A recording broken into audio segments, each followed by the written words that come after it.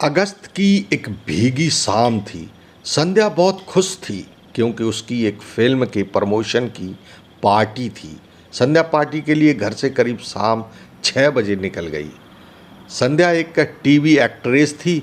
वो मुंबई के mud island में रहती थी, जो 3 तरफ से पानी से घिरा हुआ एक सुंदर टापू है और मलाड से सड़क मार्ग से भी जुड़ा हुआ है। पार्टी में दोस्तों के साथ मौज मस्ती करने में कब 11:30 बज गए पता नहीं चला। उसने जाने को कहा तो दोस्तों ने उसे यह कहकर रोक लिया कि अरे यार, तुम्हारे पास तो गाड़ी है, थोड़ी देर रुक कर चले जाना। इस बीच उसकी माँ का 2-3 बार फ़ोन आया तो संध्या 12:15 बजे होटल से बाहर निकल आई। बाहर आकर देखा तो चारों तरफ स्याह अंधेरा छाया था। आसमान में काले बादल उमड़ रहे थे। ऐसा लग रहा था मानो तेज बारिश होने वाली है। रात में अक्सर मड जाने का रास्ता सुनसान हो जाता था, जहाँ 6-7 किलोमीटर तक के बीच में कोई खास आबादी नहीं थी। हाँ, मड आइलैंड से रात 12:30 बजे एक आखिरी बस जरूर चलती थी।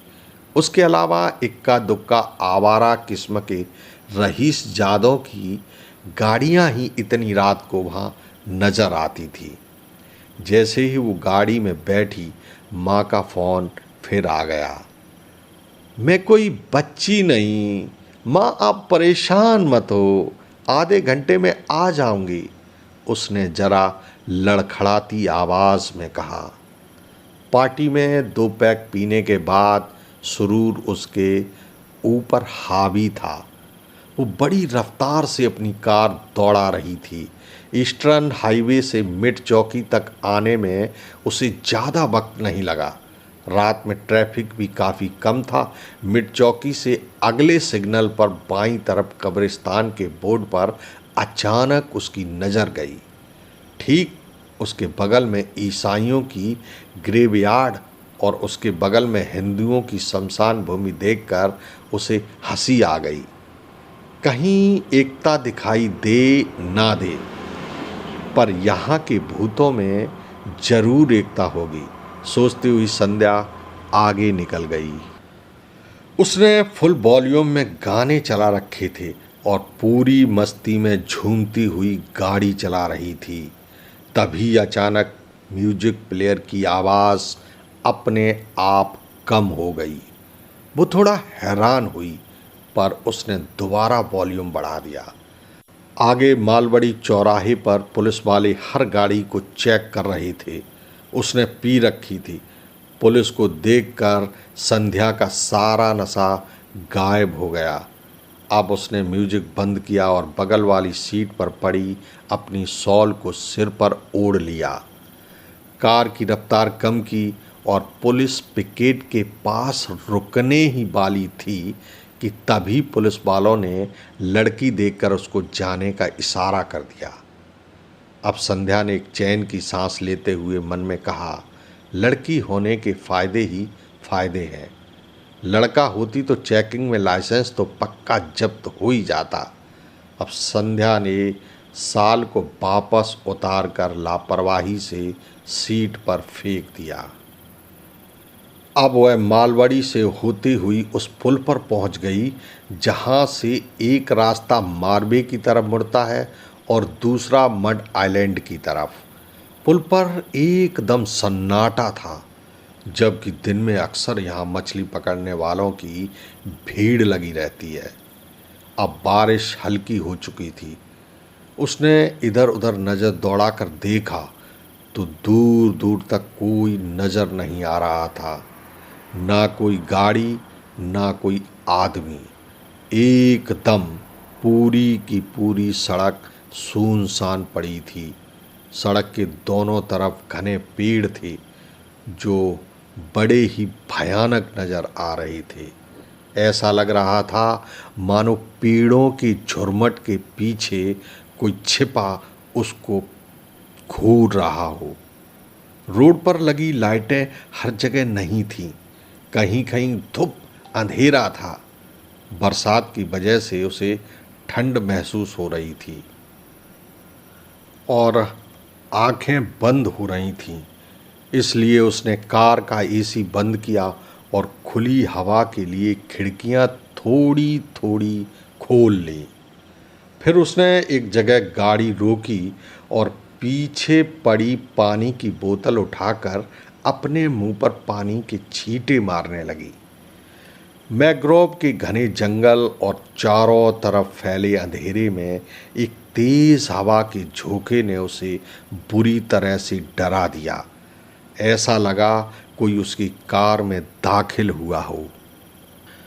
अपनी सांसों को काबू करते हुए उसने गाड़ी के अंदर की लाइट जलाई और शंका समाधान करने के लिए हिम्मत दिखाते हुए पीछे वाली सीट पर देखा। सीट खाली थी। एक लंबी सांस लेते हुए घड़ी पर नज़र डाली तो रात का 1 बज रहा था। अब वह कार आगे बढ़ाते हुए बुदबुदाई, अब तो बस भी जा चुकी होगी। मुझे इतनी देर वहाँ नहीं रुकना चाहिए था। और कार की रफ्तार बढ़ा दी। सड़क ज़्यादा चौड़ी नहीं थी, बीच बीच में काफ़ी घुमावदार मोड़ भी थे। 7-8 किलोमीटर के लंबे रास्ते पर 3-4 जगह कुछ दुकानें थीं जो अब बंद हो चुकी थी। बरसात की वजह से सड़क पर कोई भी नज़र नहीं आ रहा था। तभी अचानक से उसने महसूस किया कि किसी ने तेजी से रोड क्रॉस की है। एक डर की लहर उसके शरीर में दौड़ गई। उसने बाईं तरफ देखा तो एक सुनसान बंगला नजर आया। उसे देखकर संध्या पिछले दिनों पढ़ी एक हॉरर स्टोरी याद आ गई, जिसमें एक परिवार पिकनिक मनाने आता है और वापसी में उसकी कार खराब हो जाती है।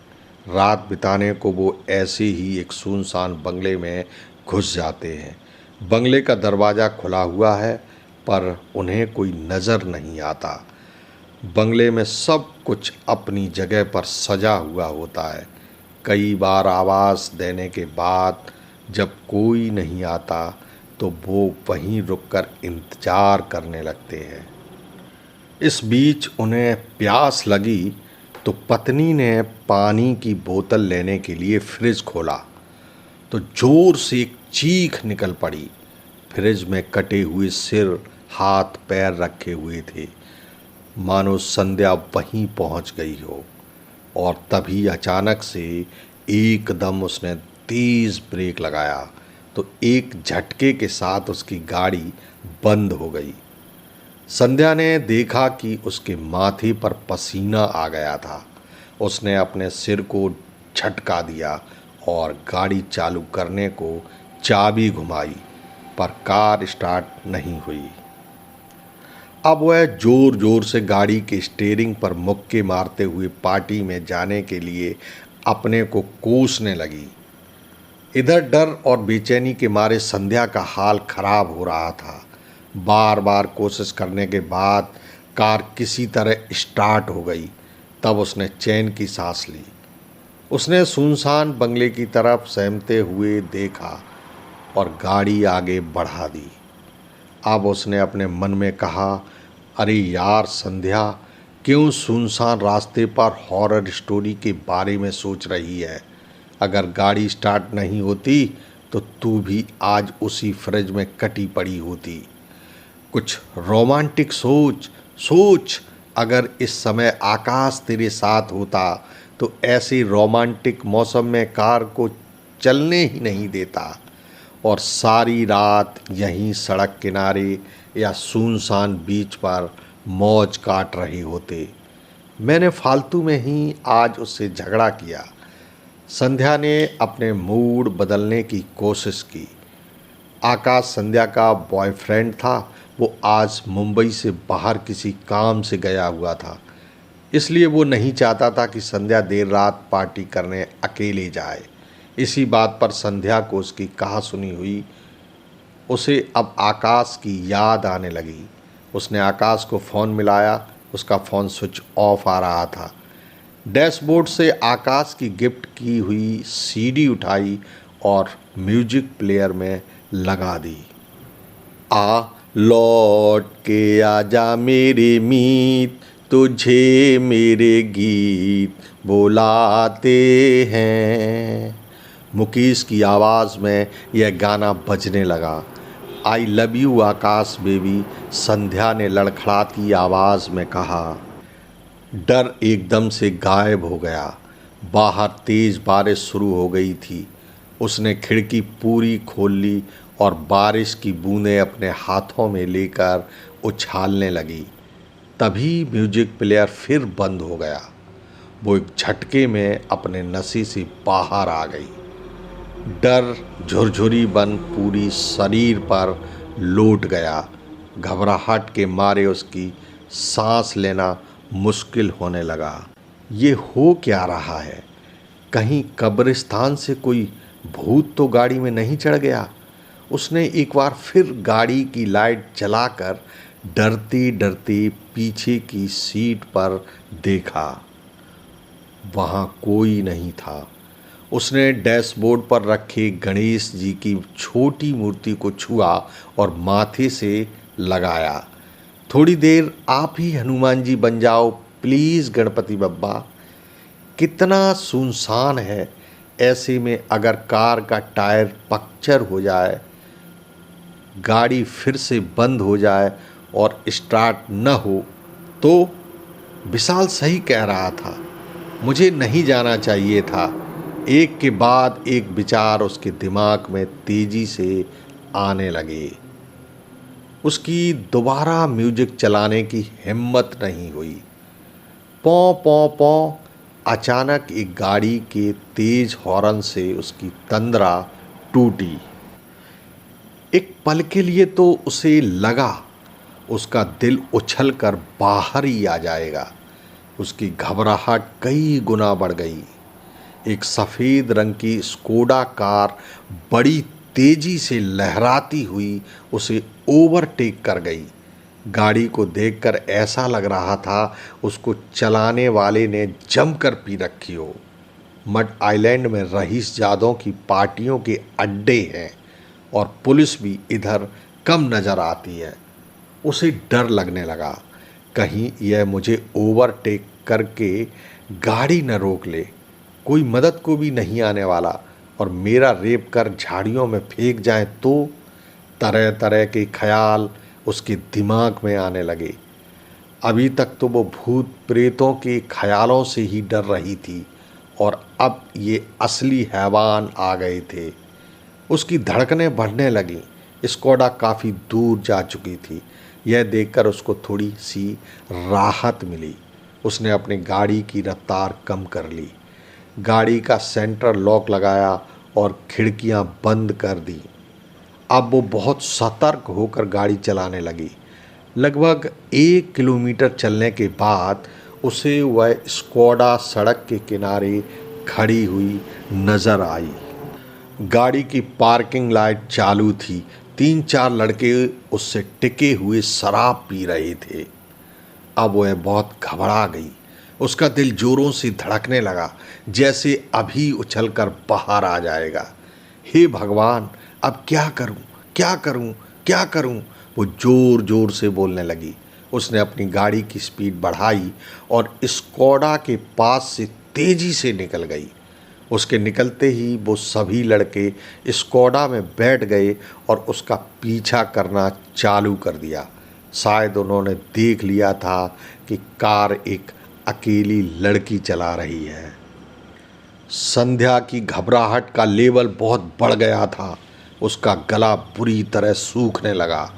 उसने रोना शुरू कर दिया।